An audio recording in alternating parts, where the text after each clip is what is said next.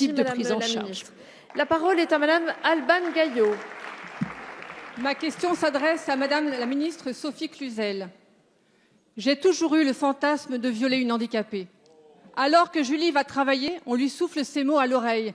Julie est malvoyante. Aujourd'hui, en France, des femmes handicapées sont humiliées, insultées, frappées, violées. Les chiffres font froid dans le dos. 4 femmes handicapées sur 5 victimes de violences psychologiques, physiques ou sexuelles. Et lorsque leur handicap est psychique, elles sont près de 90% à avoir subi des violences sexuelles. Ces chiffres ne sont pas dignes d'un pays des droits humains. C'est pourquoi nous devons prendre conscience de cette surreprésentation des violences envers les femmes handicapées dans notre pays. Comment une femme aveugle peut-elle éviter un coup ou décrire son agresseur? Comment une femme en fauteuil roulant peut-elle s'enfuir? Comment une femme atteinte de troubles psychiques peut-elle exprimer sa douleur ou se faire comprendre? On le voit bien, en plus d'être victimes parce que femmes, leur handicap réduit considérablement la possibilité à ces femmes de se défendre et d'agir. Notre société doit protéger et accompagner les citoyennes et citoyens les plus vulnérables. Je veux saluer à ce propos le travail des associations, comme Femmes pour le dire, Femmes pour agir, qui a ouvert un numéro d'urgence, le 01 40 47 06 06. Première permanence d'accueil, d'accompagnement juridique, social, psychologique des femmes handicapées victimes de violences. À cet accompagnement, il faut proposer des solutions adaptées. Nous devons construire plus de centres d'hébergement accessibles, plus de résidences sociales pour les femmes handicapées et mieux former les agents de police à recevoir les plaintes de ces femmes. Nous avons tellement à faire pour mettre fin à ce tabou, à cette omerta autour des violences sexuelles sur les femmes handicapées. Aussi, ma question est simple, Madame la Ministre. Que proposez-vous concrètement pour mieux protéger et accompagner ces femmes handicapées victimes de cette double discrimination? Les femmes handicapées ne demandent pas plus que d'être considérées comme des citoyennes à part entière et protégées comme telles. Je vous remercie. Merci Madame la députée. La parole est à Madame Sophie Cluzel, secrétaire d'État chargée des personnes handicapées.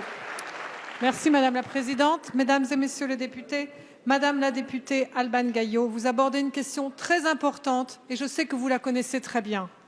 Dans l'ensemble des violences dont les femmes sont victimes, celles qui frappent les femmes handicapées sont les plus tues, donc les plus ignorées. Vous avez tout à fait raison, le handicap est un facteur aggravant d'exposition aux violences faites aux femmes. Oui, 70% des femmes handicapées sont victimes de violences. Pour ces femmes, c'est la double peine. D'abord, leur handicap décuple les probabilités qu'elles soient victimes de violences et leur handicap réduise leurs possibilités de défense. Alors, difficilement surmontables pour les femmes valides, les obstacles propres au parcours des victimes de violences peuvent être infranchissables pour les femmes handicapées. Les impacts psychotraumatiques induits par ces violences aggravent leur situation, leur isolement, leur grande souffrance. En outre, les femmes ont un risque plus grand que leurs paroles soient incomprises et disqualifiées par leur handicap, que leurs récits paraissent incohérents, décousus, inutilisables comme éléments de preuve. Alors je suis bien décidée à agir en mobilisant 2 leviers. Celui de la connaissance du phénomène d'abord, car nous avons très peu de connaissances aujourd'hui. Je veux mettre en place une base de données sécurisée, partager des associations locales qui font un travail remarquable, accompagnant ces femmes victimes de violences, intégrant un item handicap pour permettre au 3919 de bien mieux orienter les femmes. Mon deuxième levier est celui de la formation des professionnels médico-sociaux à la prévention des violences. Cette question est centrale pour la Commission pour la promotion de la bientraitance et la lutte contre la maltraitance que j'ai installée conjointement avec Agnès Buzyn le 19 février dernier.